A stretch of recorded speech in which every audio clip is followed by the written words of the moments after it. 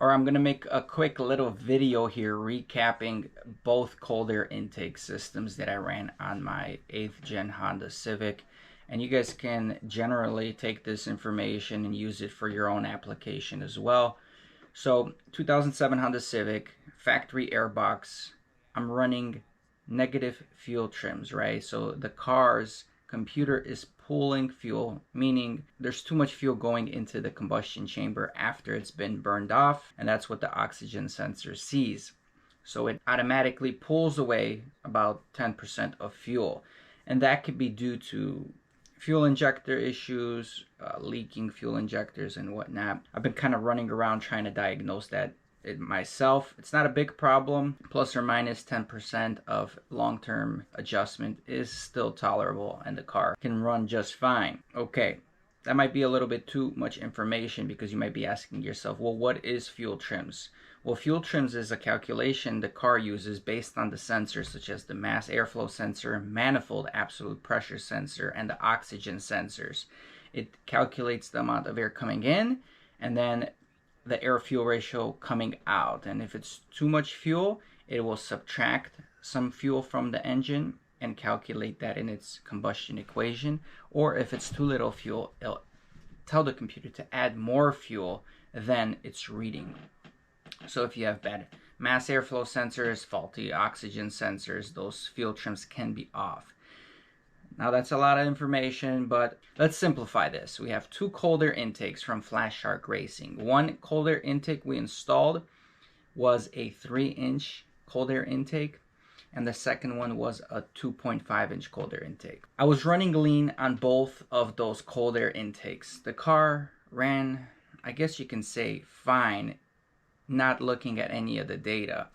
But when you dig into the data and you look at the parameters, I'm using a regular OBD2 scanner to look at the parameters and the live data, and what I'm monitoring is the fuel trims, because changing a cold air intake will also change how that mass airflow sensor reads the air going through that housing.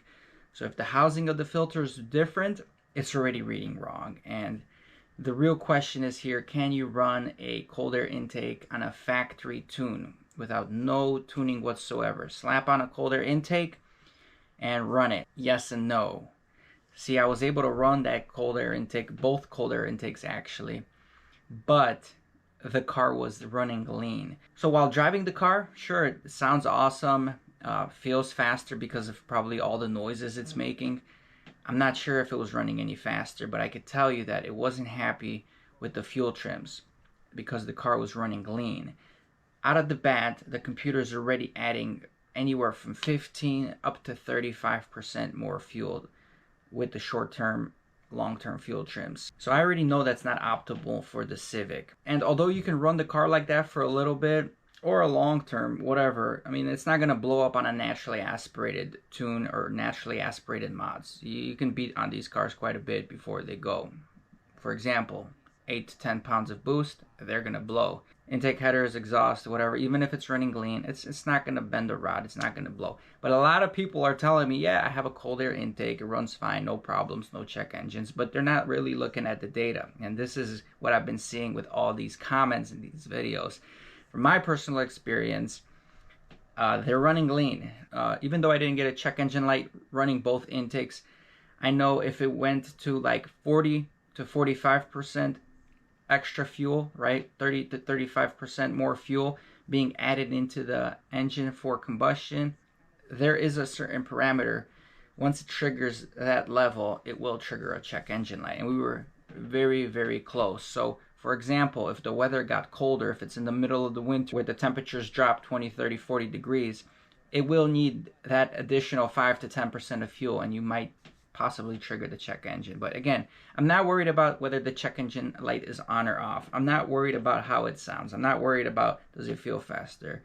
I'm not worried about miles per gallon, because you are going to get more miles per gallon because you're running lean.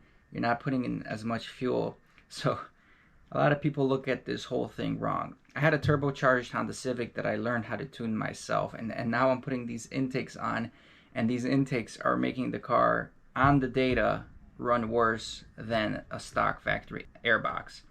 So, for example, I did a wide open throttle pull here, and I'm going to pull up some of these statistics here that I had. Stock airbox, stock filter, just I deleted the resonator off the stock intake. And you can see right over here how much airflow is going through the mass airflow sensor. Now, this stock airbox recorded a higher flow of air compared to the cold air intake flow of air. So again, it's getting wrong data from factory to the aftermarket, and the calculation will be wrong. But needless to say, just on specs alone, you can see that the factory airbox with the mass airflow sensor on paper flows more air than the aftermarket cold air intake does. Also, I did a wide open throttle pull, and I kind of just looked at the lambda. I'm able to watch the lambda. With the stock factory airbox, you can see the lambda dipping down to the 0.8, even to 0.75 lambda. And that's how much it should be. That translates to about 12 and a half AFR, which is pretty much where you want to be. With the cold air intake, I'm wide open throttle, and guess what, guys? I'm running really lean. As you can see, I'm not sure if I got the whole video for it, but I was running lean, and after I saw that, I'm like, well, you know what? Maybe I don't want to beat on this car running 15.0 wide open throttle.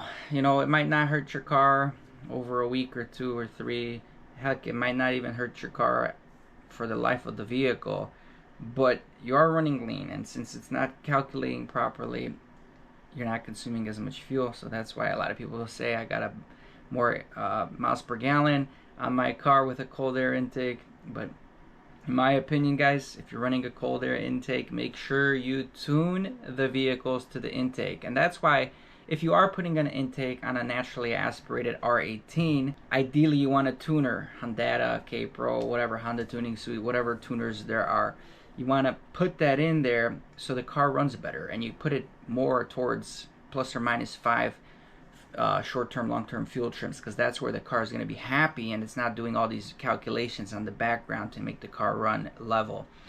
The problem is, if you're naturally aspirated, you got an intake, and you got, let's say you got $100 intake, and now you got to buy a $700 Honda software to make this thing run efficiently. Yeah, it's if you think about it, it's not worth it. That's why I went turbocharged with my R18, because if I knew if I'm putting all these mods in and I gotta get an ECU, at least I want to make some horsepower if I'm buying, you know, a $700 ECU. But for you naturally aspirated folks, I don't know if it's gonna be worth it for you, unless you're doing a full-on high compression and cams and all this stuff. But in my opinion, most people get the naturally aspirated builds wrong on an R18. Well, this video, hopefully it's not too complicated. Hopefully kind of straightens some data out for you guys. I just want you guys to be aware of cold air intakes on our 8th gen Civics. The way our factory intake is designed with the mass airflow sensor housing, it's unique to the factory tune. And any other intake you get for the R18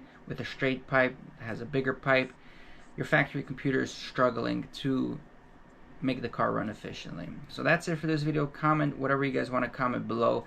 I read a lot of comments saying, yeah, my car ran fine with intake, my car ran this. This is my personal experience running 2 different intakes from Flash Shark Racing.